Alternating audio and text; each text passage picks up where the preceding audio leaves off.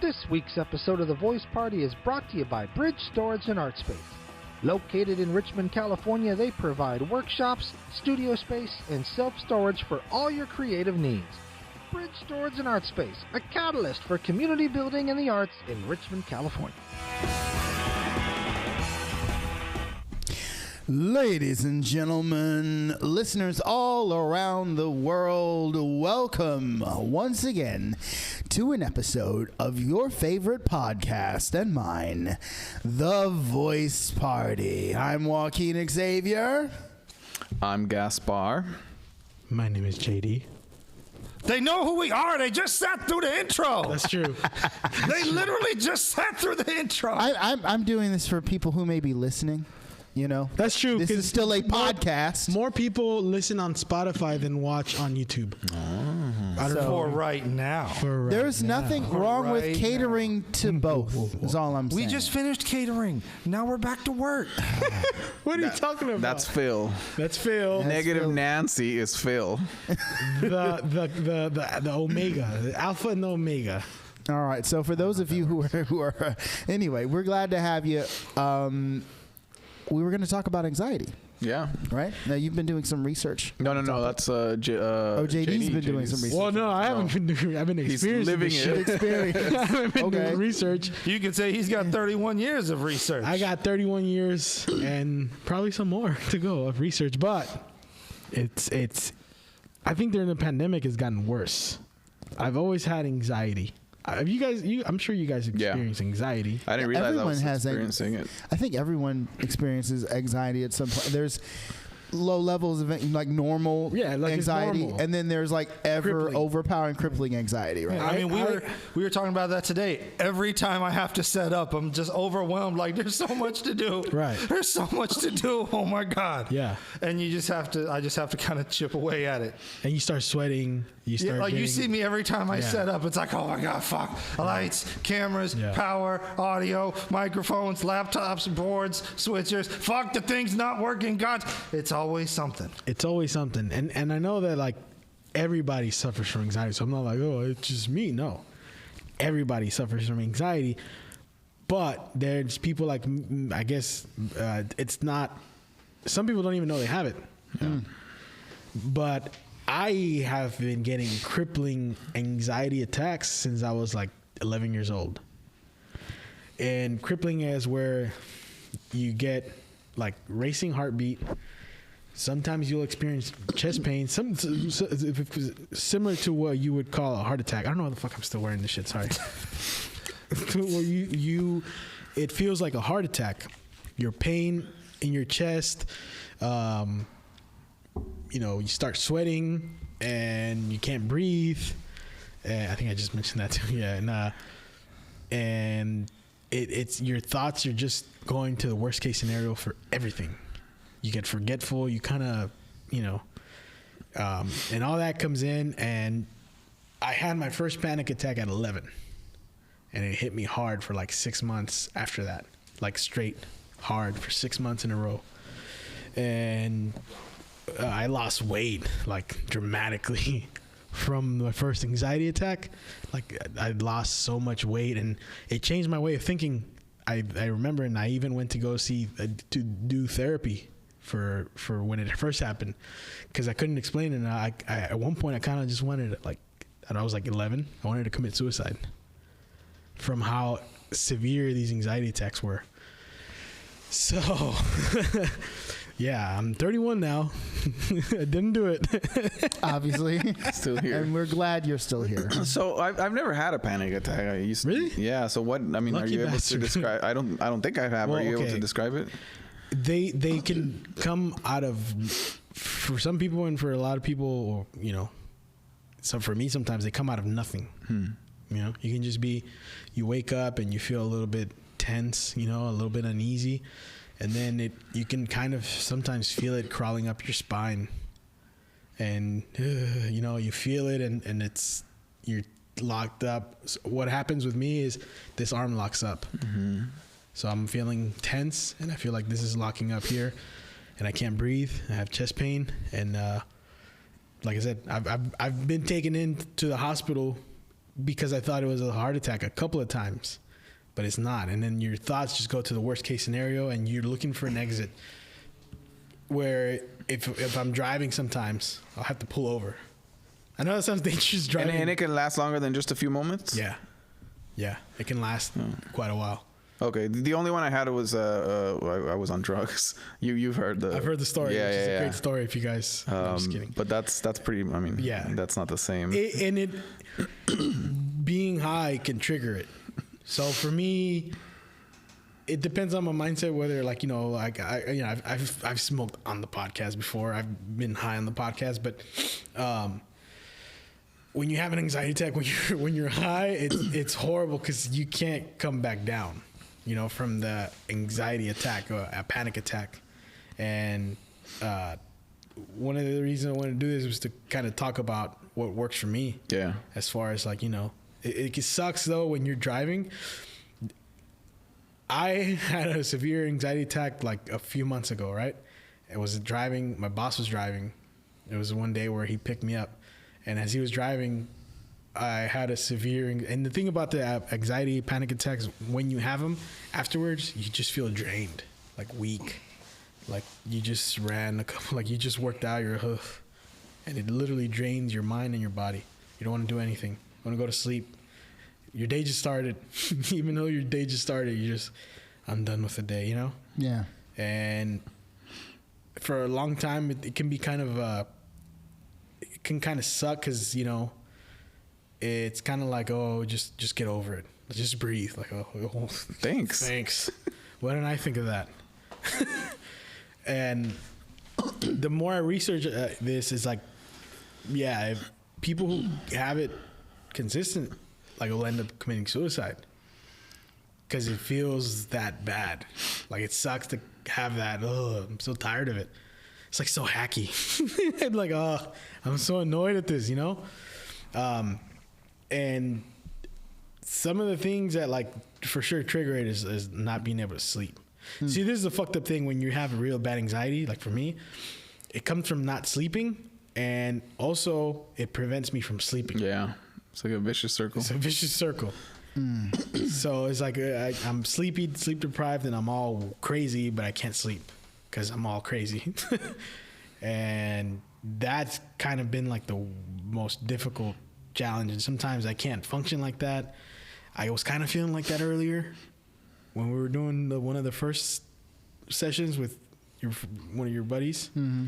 And I kind of just had to like shake it off, breathe, step away, and like hope they don't notice me. It sucks when you're trying to act normal.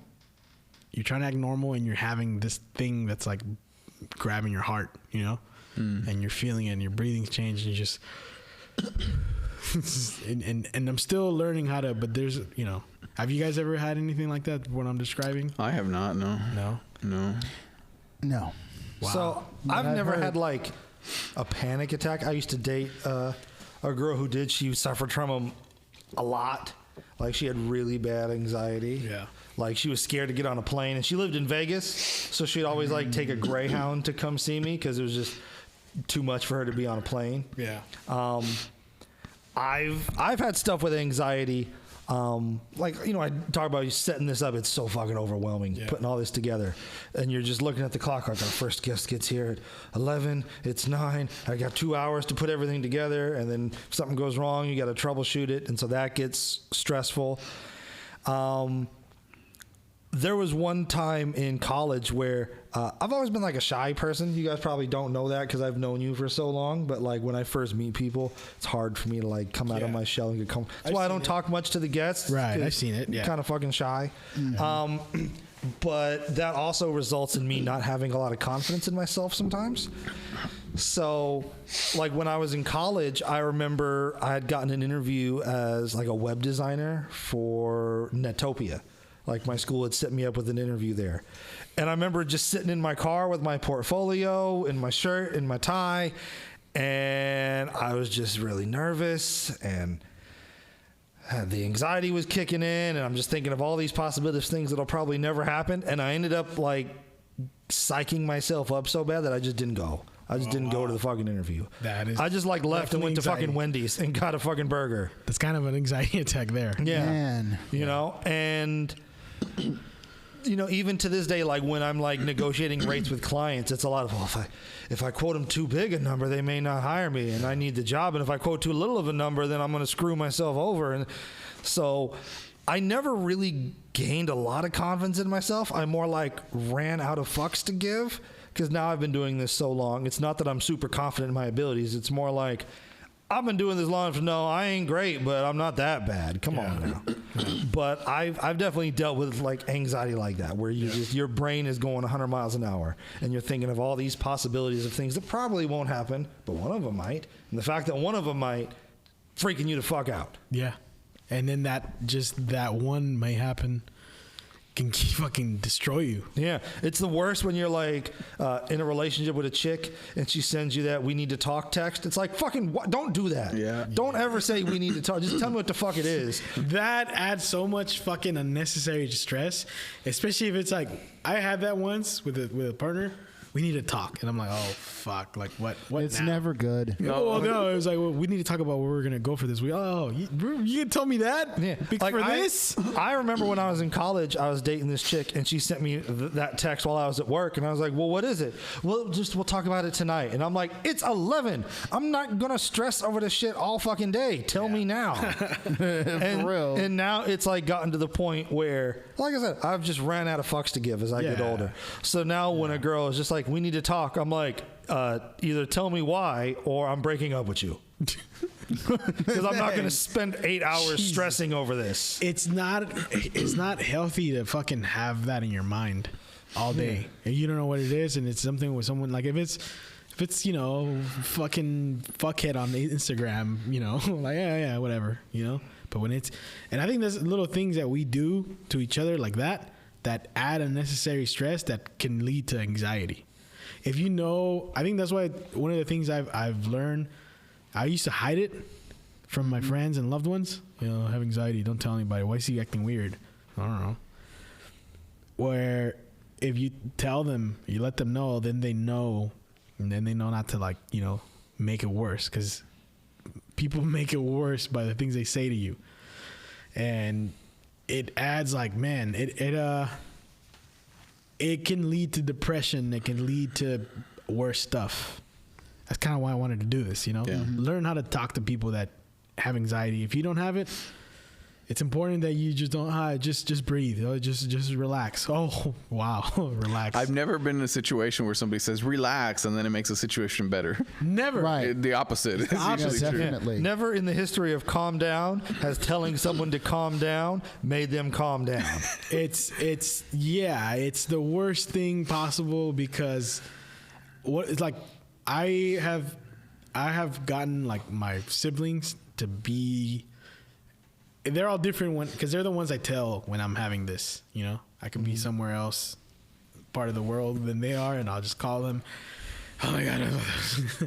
And the thing is, I've gotten to acknowledge when it is anxiety now, after 30 years, you know. I've gotten to, okay, what am I feeling weird? Okay, it's anxiety. And then it can kind of be manageable, but it still sucks as you're feeling it. And I've had it when I'm trapped in somewhere where I can't come out and breathe. Sometimes, I don't know what it is, being in a car or somewhere trapped, I just need to, like, come out and feel fresh air because it's too much, you know. So it sucks when it kicks in on a random day where you were feeling fine all day, and then all of a sudden, boom. Yeah. And I would say when I've had, you know, stuff like that, when I'm dealing with anxiety or stresses, it's very rarely ever like a random thing. It's usually like something happens to cause it. Story time. A few years ago, you probably remember this. A few years ago, I was some chick's side dude. Like, she was cheating on her boyfriend with me. Jesus. I remember that. Yeah, and You realize we're recording, right? Home record 4. Thankfully, I erased the DVR at my job. Otherwise, I would have had incriminating video evidence. Jeez. But I remember there was one night where she had gone into San Francisco because there was some kind of thing going on. Which is always in San Francisco. Yeah, because Like an orgy? she was like a very sexual person. It was like an addiction for her. What's her name? I'm not going to say that on the fucking podcast. Her name is Sex Addict, okay? That's her name. You know, now. she very Book much her on the podcast. That's her initials. but she was very much into that. And the thing of it is like with us, something would happen, we'd feel bad, we'd get distant, and then we'd miss each other, we'd come back, things would get worse, we'd feel bad, lather, rinse, repeat, and it kept getting worse and worse and worse. And she had gone to it was like some kind of weird like BDSM event in this. Oh, I know what you're talking about. In fucking It's San this Francisco? brick place in the city, yeah. Yeah, Don't ask and me how I know. but I remember like she went and literally like the whole night I'm just stressing because I'm like, well, she's fucking cheating on her boyfriend with me. She's gonna cheat on me and her boyfriend with somebody else in the fucking city right now. Yeah. And so I remember I didn't sleep like the whole night. Like I couldn't. Like my brain was just going 100 miles an hour. I know what you're talking just about. stressing over what she might be doing. And it got to a point where like my alarm went off so I could get up and get ready for work, and I hadn't slept at all. And that's when I knew like, all right, I need to break this off because it's not getting better. It's getting worse. I have had the exact same thing happen where she wasn't dating the other person. She wasn't dating me either. But there was stuff happening between.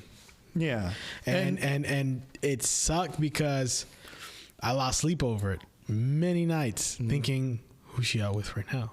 And it's not, it's not her fault. It's just my insecurities. Yeah. And it's a lot of insecurity. In my situation, it was at a point where I really didn't like the person I was seeing in the mirror every day. Yeah. And the fact that things kept getting worse, and it was clear they were never going to get any You were seeing better. somebody in the mirror too? God damn it, Phil. But it was one of those things where though it was like an addiction. It was like being addicted to a drug because the way we felt around each other, it was hard. Yeah. Loneliness had to play in it too. And it just there was like this like magnetism is the only way I can describe it, and so it kept getting worse, and I didn't like the person I was seeing in the mirror, and staying up all night stressing over something this person may or may not be doing was kind of the straw that broke the camel's back. Because I also just had this epiphany where I'm like, well, look, if she's cheating on her boyfriend with me, she could cheat on me with somebody else. It's a cycle. I can't fix it. I can't change it. It's not making me better. It's making me worse. Yeah. Neither one of us are healthy because of this. I need to walk away. And I think it says a lot about you that you were able to make the mature decision and walk away, A, and B, that you had legitimate feelings for this person. Some guys in your situation would go, yeah, I'm the side guy. I'm just happy to have sex, whatever. And then that would have been that. But you actually had kind of you had a relationship. Yeah, and that was why like I stayed as long as I did, because in the back of my head I was like, well, maybe I can fix her. Maybe I can save her. Maybe whatever's wrong with her, I can fix it. And you can't fix people. You can't change people. You're not a human mechanic. Yeah, they can change, but you can't make someone change. That's right. No. Like, that is the mistake so many people stuck in abusive or toxic relationships make, is that they think, if I just stay long enough, they're going to be better. And, like, it's not about you. It's about them. It's about them getting the help they need to change, realizing that they themselves need to change. And if you're that invested in someone, you know what I mean? It's probably good to step back if they're not healthy themselves, or if they're not, because she, from what you told me about her, she was a certifiable sex addict. That's, there was no way she was going to hunker herself down to you or her boyfriend. It was all going to be, just craving that new experience again and again and again. There's no logic to it. It's like what Winona Ryder is a kleptomaniac. She's wealthy. She doesn't have to steal, but she goes in and steals anyway because she has a mental problem. Can't fix that. I don't think there's a problem if you are, if you have your kinks, whatever. That's fine. That's fine. But like, I don't know. It because it all depends on like how you as the one that because there's healthy fetishes and there's unhealthy fetishes. Yeah, and it's not a problem you whatever, you know, it's, you can have your fetishes, but it's just you as a person who is like falling in love with that. Like, you got to know, okay, this person has fetishes, might not want to be, I might not be her thing. Right. But I mean, accept it, you know, because, you know, you in a way, it's like kind of like, I knew who you were before I got with you, and I know what this was, but it does, we sometimes can see what people are before we get into it. We're like, okay, yeah, I know what this is. I know I'm not going to get played. But then your feelings get involved and all that logic goes out the window. Yeah, no, that's definitely true. And like, you knew a lot of this before it started. But then you're in the shit, and that fucking thing just adds to anxiety. It adds to insecurities. And a lot of the reasons sometimes we go for people like that is because we're lonely. Yeah. And we don't like ourselves, and we gravitate to whatever gives you warmth. And sometimes when you're at your worst, you attract people that are bad for you. And but Phil, you didn't know she was a sex addict in the beginning, right? You just, not at the beginning. We unraveled that as we went along. But at that point, there's already like the emotional connection. There's already feelings involved. It was too late to pull back, and it gets real complicated. But it's all kind of going what you said. It's almost like you're craving validation. Yeah. And in a situation like that, like, you feel validated just because this person is super interested in you. And as they start to pull away, you're now craving that validation. And so you're trying to hold on even tighter. Yeah. So what are some of the things that you do when it's these chronic panic attacks that seem to come from nowhere? You know, I had this coworker when I worked at a golf course as a maintenance guy.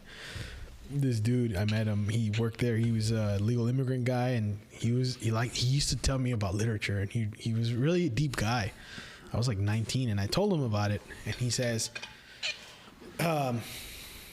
"You're probably doing something unnatural, and if you really stop and think about what your lifestyle is, you'll see what is making you sick." Because, you know, anxiety, like, and my thing's always been sleep, not getting enough sleep. And I notice when I don't get enough sleep, my anxiety acts up. And now that I'm getting older, I realize there's a lot to that, you know, anxiety and then sleep. And then I try my best to, well, I'm trying. I mean, we've been working on this project. What was it? My neck. Say it. I don't know what it is. We're still figuring out a name. What do you have right now? My neck, my back. I want to get fit instead of being fat. I'm sorry. So he's. But in the moment of the anxiety attack, though, the thing I do is remember to breathe with my nose, and because if you start breathing with your hyperventilating with your mouth, it's gonna make you feel worse. And you have this weird thing where, and it just leads to you feeling like you're not getting enough oxygen, which you can, and I think you've experienced that before. Yeah. You're just, and you're not getting enough oxygen. Yeah. So you just stop and breathe in through your nose. And if you say to yourself, I feel like I'm not breathing, you are breathing. And I used to make that mistake. Because when you're really having a heart attack or something, you won't know it. You're just walking around with a fucking twisted face, like, hey, what's going on? You're having a stroke. Yeah, sit down, okay. You know, and that's really how it is. I know it's not funny, but sorry. No, but I know. Yeah. I made it comedic. Well, I mean, if you do have a heart attack, your left arm goes numb. Let's not. It doesn't. I researched this. A lot of people that have heart attacks, they're like, no, I just felt dizzy. Yeah, I used to think it goes numb. Some people do feel it, but some people just, you know, Kevin Smith heart attack, how he described it, he just felt nauseous, lightheaded, and mostly nauseous, and just like out of it, and he didn't know it was a heart attack, partly because he was high, kind of saved his life. Being high. So all you stoners, keep up the good fight. No, but for him, yeah, that's how it went. For other people I've met and talked to, lightheadedness,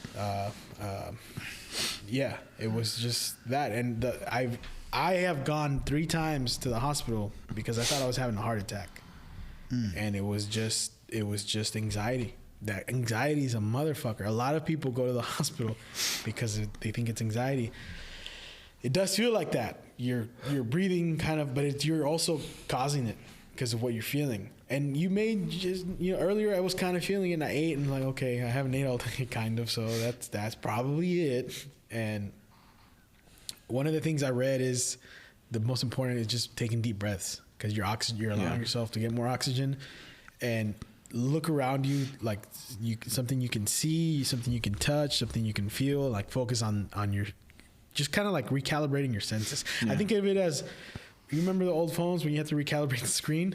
It's kind of like that, like recalibrating, where you can just like, and focus on that. One of the things one of my sisters does when I would have anxieties, she would distract me by asking me questions about stuff that I was kind of curious about, and it was just like, I was like breathing, and she's like, "Yeah, what happened on Power Rangers there?" Well, see, what happened was not like that. No, that's a good technique though. Kind of like, hey, did you take out the trash? Like, I think so. Yeah, okay. Yeah. Right. And I just had an anxiety attack, which was different because I started taking some strong medication with my back pain that the doctors prescribed, and I think it caused some kind of weird stuff. It's giving you side effects that are panic attacks. After I got off of them, I started getting severe panic attacks.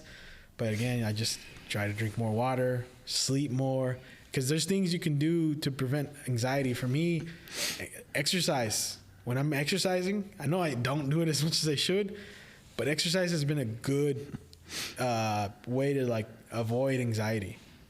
Because it does for me, I mean, there's some other people who have more severe. We all need exercise. Yeah, we do. Do we? Really, yeah, no, we do. Really quickly before we run out of time, I want to share this. So most of the time that we've been around as humans, we have been, in small like tribes, hunter-gatherer kind of community, and community is a really big part of it. Right now we're very, very isolated, with smartphones, or even we don't know our neighbors, whereas in the past we knew everybody in the village, and so you had those support systems. You didn't need to pay a psychiatrist or a therapist to tell that person your problems. You had the whole village to tell them your problems. Yep. And if they thought you were weak, they'd stone you to death, and Yeah. but you had enough of a support system to where you knew what the rules were. Of course. Right. Also, in a hunter-gatherer community, you're not working 40 hours a week. That's true. Commuting 10 hours a week, and we live in a society where you need to do that, and so that and so that's a lot of stress. These are a lot of stresses that we have to take. There's a lot of unnatural stuff the modern world we do. And so I think that anxiety and sleep deprivation are endemic. These are things that everybody lives with. I don't think everybody has the same degree. Not everybody's is as bad as, say, the way you're describing it. But like when you have daylight savings time, the amount of car accidents increases because you lose an hour of sleep, but everybody's already sleep deprived. Yeah. Another thing I want to add is stress affects your health, right? It affects every kind of disease. You have, like, for example, lung cancer. You can get lung cancer if you smoke, but also if you have stress, if you don't have a support system. Cancer, anything like that is affected by stress. Yeah. I just wanted to add that. Another thing to add on to the sleep deprivation, because I have been trying to take my health more serious now. I've been prescribed many times in the past high blood pressure medication. I never took it. It was like, fuck it, I'm young. But now that I'm 30, I'm really like, okay, yeah, I'm not gonna always be young. So I started the medication. To get off the medication, my doctor said, when you lose weight, then I'll get you off the medication. Another thing they did some tests on, and I have sleep apnea. They did a test when I slept with the machine on all night, and I have sleep apnea. And the doctor said, which is very interesting, a majority of people have sleep apnea and don't know it, and it's because of like how we eat, and not just fat people, everyone. A lot of people have sleep apnea, and that's why you wake up already tired, and you don't get enough sleep. And I used to wake up a lot like, why am I waking up? It's so weird. And like, not everyone wakes up. I thought that was a normal thing. That's not normal. Waking up like like you just kind of like, you know, and that's man. Because I was waking up because I'm gasping for air.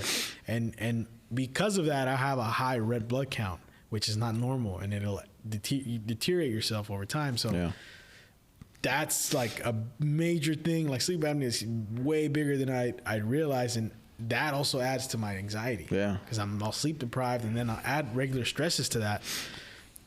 And good thing I have a strong support system with my family and friends.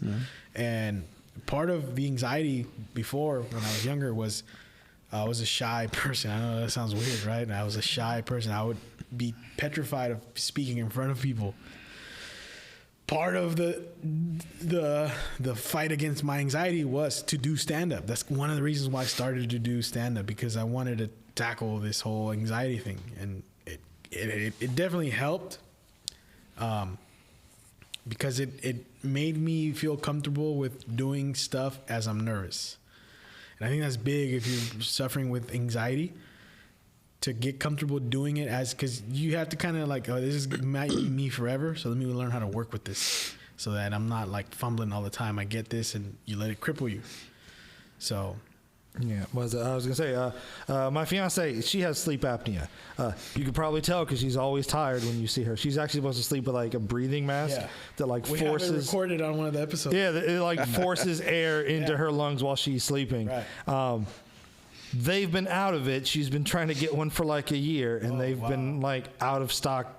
The fucking hospital. There's a mouthpiece too. Yeah, there's a lot of stuff, but yeah, no, she suffers from that. So my grandmother, talking about. My late grandmother suffered from that. As long as I knew her, she couldn't go to bed without that machine attached to her.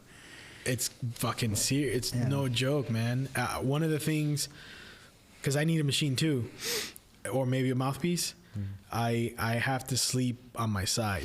That's what they recommend all people with the sleep. If you have sleep apnea, you don't know it. If you're a big guy, most likely, if you're overweight, most likely you have it. And it's safer to sleep on your side. So I don't know if you have it or. Do you think you have it? I sleep on my side. I don't think I quite wake up like that all the time, but you know, I do sleep on my side. Maybe I have it too, because I sleep on my side too. I sleep on the side of somebody else. Does that count? Do we wake up tired? It depends on what we were doing. Oh. I don't know what message I wanted to do with this, but if you know someone that has anxiety, I think it's important to learn how to talk to them when they're in this, and you know, educate yourself, because you can be making it worse. And when you feel there's no one there to help you, that adds that whole suicidal shit element to the anxiety. And it can make it way worse. Little history on this, right? So maybe 10 years ago, I found this out from my mom. When she was pregnant with me, when I was in her belly, she was pregnant with me. That's usually how that works. Yes. For all you people that don't know. Oh. Yeah. The 89 earthquake happened. And she almost had a miscarriage from the panic she had, because she saw the ground move where my older sister was walking, so it freaked her out, and she's trying to run to her daughter, and she couldn't run, and it had like because she had my oldest brother pass away, so she had this very overprotective fear of her kids, and seeing this building next to my sister as it was moving and she couldn't walk to her, it messed her up, and she had a severe anxiety attack that day, and she almost had a miscarriage while I was in there, you know. And it's like, Mom, what are you doing? I don't want to come out yet. Yeah. So she went to the hospital. She was taken to the hospital after that, and the doctor said, like, you know, because she had started having severe anxiety from that day on, and the doctor said, whatever. There's another thing that happened that caused the anxiety prior to that, but that just made it worse that day. Mm-hmm. But she remembers, she brought this up to me. The doctor said, this baby is going to have severe anxiety issues. You know, just so you know, because whatever you did, it kind of changed his anatomy or whatever. According to the doctor back then. That motherfucker. If only he knew. Oh my goodness. But it sounds like he did know. He did know, exactly. Yeah. And it's crazy that she told me this like, you know, later on. And it's been 30 years of this shit. Well, no, because it started when I was like 11, you know. It started when I started going through puberty. 11, you know. And yeah, I guess it was just, you know, I've done therapy for it, but I don't think I've been super. One of the things that I do when I'm uncomfortable, when I have anxiety, I'll make jokes. So it's your therapist is sitting there cracking up, and I honestly don't know if sense of humor serves any other purpose than as a coping mechanism. I don't think so either. Yeah, and I think it is that. I mean, you know, scientists have said that the part of your brain that accesses humor and laughs crosses with the same part that learns. So there may be some sort of other value to be had with comedy as far as that. But yeah, you know. I think it also kind of it can be in a bad way, like avoiding. Oh yeah, for me, yeah. Because in joke teller, it could be in relationships in the past, or in just in general with like family and friends. Like uncomfortable, crack a joke, and it kind of it's an escape. Like crack a joke, and then I just get out of there. You know. Yeah. But it is definitely a healthy avenue, you know, to explore when it comes to, you know, something that just makes you feel good. Yeah. That was my. I wouldn't. A lot of people don't think that I had this. I actually opened up to one of my good friends about this recently. She was like blown away. She's like, "No way, really?" Because she has something similar. And she mentioned it. She opened up about it on social media recently, and I talked to her about this. She's like, "What? Like, you know, because you see that you're funny. You're always making jokes." I was like, "Yeah, no, it's gotten pretty bad a couple times." And you know, like, that's what I'm saying. Like, you may not expect the person to have it, but they could be probably on their last, like, I'm so done with this shit. Yeah, because it can get like that, and I've felt that before, you know, and yeah. So I would just say to if you may not have it, which a lot of people don't be surprised if someone you love has it and they just hide it from you, because it can be scary. You know, I know when I was younger, I put my mom through hella stress because she thought, oh, he's gonna do something or he's whatever, you know. And now I put her under stress for different reasons, but you know, I'm working on it. But yeah, that's basically what I wanted to talk about with this on this today.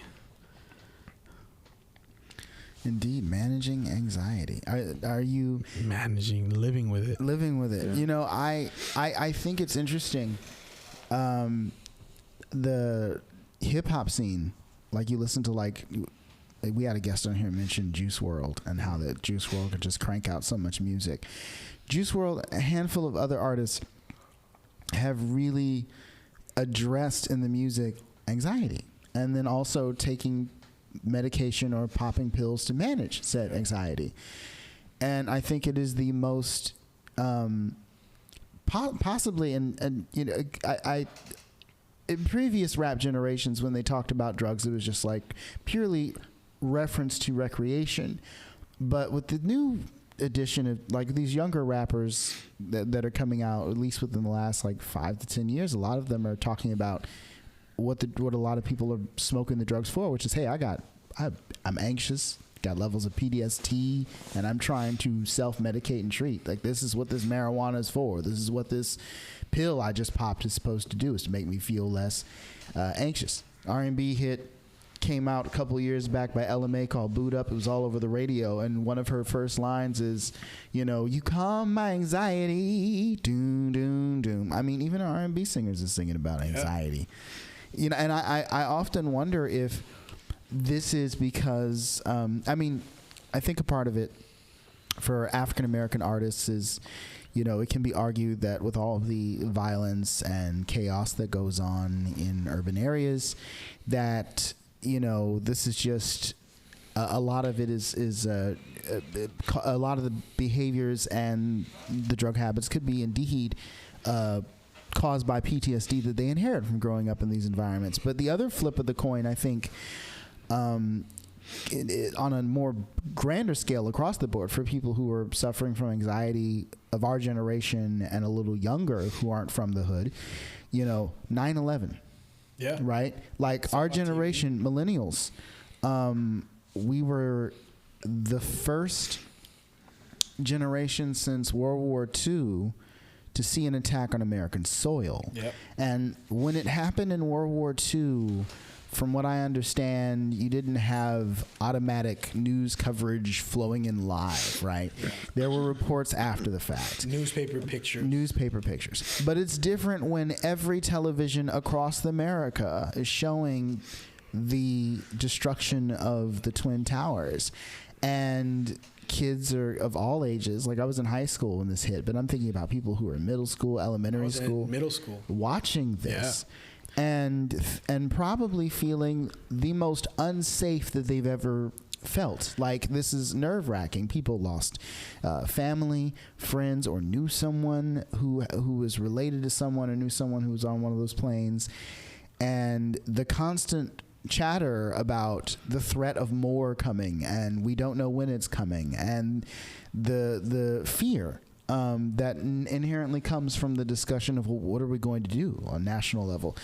Millennials and younger are this generation that has to have collectively grown up under the same trauma, no matter what economic class or racial ethnicity we came from. We all had to look up there and look up at the skies and see the smoldering smoke and the horrors. And I think that possibly has played a part in the rise of anxiety on a national level. Yeah, I definitely think so. And then fast forward from 9/11 to where, you know, now, because in 9/11 I saw that. I remember watching that, and I had already, unfortunately, I had already seen a couple of people be murdered. I used to stare out the window when I lived on 4th and Nevin, and I remember the first time seeing someone murdered. And I saw someone murdered in high school. I saw a couple of murders at that point. And 9/11 happened. It was distressed. It was like, fuck, I've already seen a couple of murders. You were desensitized. In a way. I think I was too. And then fast forward to now with like the George Floyd video, everyone saw that shit. Everyone saw, you know, you can easily see the worst things done to humans now, like easily. Yeah, it's kind of like when the Columbine shooting happened, like fucking the world stopped, but now there's this. Well, not now because there is no more school. But back when school was a thing, every week there was a shooting to the point where you kind of just get numb to it. You get desensitized to it. You're like, oh, all right. You just keep scrolling. It doesn't even faze you anymore. No. You know, we did that short film, One Bad Day, about a school shooting, told from the point of view of the shooter.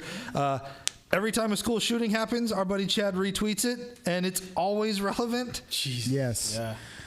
And that's a tragedy. I mean, yes, you get numb to it, but that doesn't mean it's any less of a tragic, sad thing, you know. So, but what can we do? I mean, what can we do moving forward? We got any solutions? Any ideas? I think just talking about communication is like the biggest thing, because you know I haven't been on any medication for it, and I've been kind of I would probably be afraid of it, but I also know there's issues that, you know, that I have because of it. So I think the biggest thing is just, you know, don't think of it as like something that's only wrong with me and I got to keep it hidden, because that leads to isolation, and then you turn into either a suicidal person or a Jack Torrance type. And this is the first time I've ever talked about it in general. I've never talked about like how bad it is with me on anything, not even in my comedy. And I don't think people outside of my family know. So I think it's just important to talk about it and do your research on what all humans need exercise. All humans need to be, need a certain amount of hours of sleep. There's certain hours that we need to be sleeping by as humans because we're not nocturnal. And nocturnal creatures are nocturnal creatures, like, whatever. Yeah. We are not nocturnal. And all that adds to, to like a healthier you. Yeah. So you need a support group as well. Yeah, you need a support group. I think those are the biggest things. And just, we can't do everything ourselves. Even handle our own thoughts. Yeah. So I think also the economy, worrying about, where your next paycheck is going to come from is a big thing too. That was a big thing for me recently. Yeah. And if you don't have a support circle, like, share, and subscribe to us because we drop new content every week. And we talk about so much shit. We're probably eventually going to hit something that's relevant to you. Exactly. That's pretty much been my message for this, unless you guys have anything else. No, what I said, you need a support group. We need more. We're losing our sense of community with technology, I think. And it's not that it has to be that way. The technology is not bad. We just have to figure out ways to live with both. Yeah. The economy is a huge thing. Yeah. It'd be nice if, these politicians fixed it, but. Yeah. I mean, I think the easiest way, well, it'll be hard in some ways, but I think the simplest way in a weird and strange world is that everyone gets up, collectively walks away, and just like wanders over to some fertile ground and says, you know what, I'm going to build a house, I'm going to have a garden, I'm going to go hunting, and then, what do you know? Forget bills. Like, I got my well, just rough it like it's 1863. It's happening more and more where people just live off the grid and find ways to. Which is healthy, but, we could incorporate community to this. That's all you really need. Just communicate, find a support group and subscribe to the Voice Party. We talk about everything mainly that relevant to you. Mainly that. That one will take your anxiety away. Oh yeah. All right, guys. Thank you guys for listening. Please like, subscribe. This has been the Voice Party. We are out. Yeah, that wasn't stressful at all. Should go out on the week of Valentine's Day.